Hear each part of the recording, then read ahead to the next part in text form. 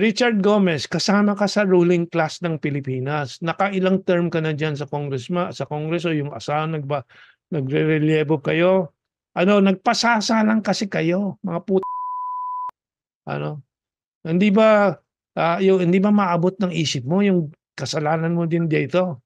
Mga well, talagang na po tayo na gumagaang po ang sama ng loob natin 'pag tayo, eh.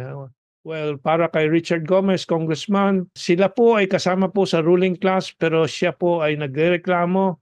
Richard Gomez deletes post after drawing flack over bus lane run kasi sa Twitter ata, nagreklamo matindi po siya tungkol doon sa bus lane daw dahil naipit siya ng 2 oras po sa EDSA at gusto niya dapat, yung bus lane daw buksan na po para sa lahat. So ito po, 2 hours in EDSA traffic and counting from Makati, Ayala, nasa SM EDSA pa lang ako.